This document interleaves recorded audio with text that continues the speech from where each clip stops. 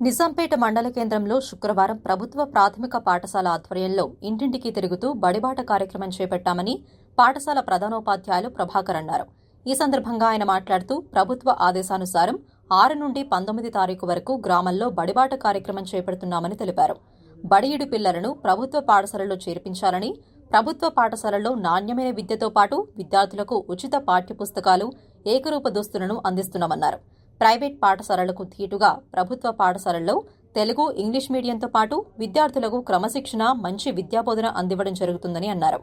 ఈ కార్యక్రమంలో పాఠశాల ఉపాధ్యాయులు వినోద్, అరుణ, ప్రమీల, గ్రామ కార్యదర్శి నర్సింలు, అంగన్వాడీ టీచర్లు రేణుక, దుర్గేశ్వరి, మణెమ్మ, వివోఏ లక్ష్మి, గ్రామస్తులు తదితరులు పాల్గొన్నారు.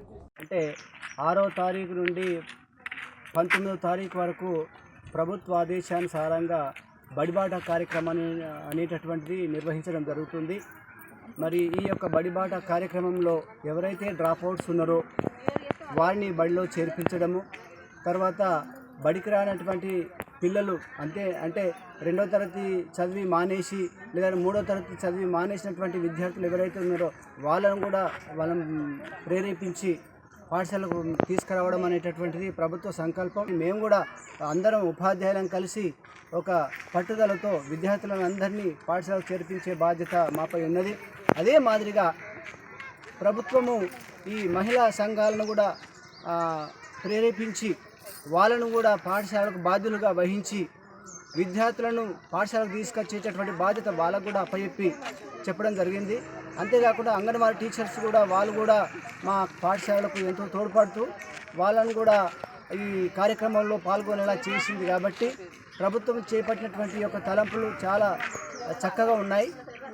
వీటిని తప్పకుండా మేము సక్సెస్ఫుల్ చేసుకొని విద్యార్థులందరి పాఠశాల చేర్పించి చక్కటి చదువును మేము విద్యార్థులకు బోధిస్తూ, మరి ఈ క్రమంలో ఇంగ్లీష్ మీడియం అనేటటువంటిది చాలా ఉన్నది కాబట్టి దానికి కూడా మేము చేయూతనిస్తుంటున్నాం.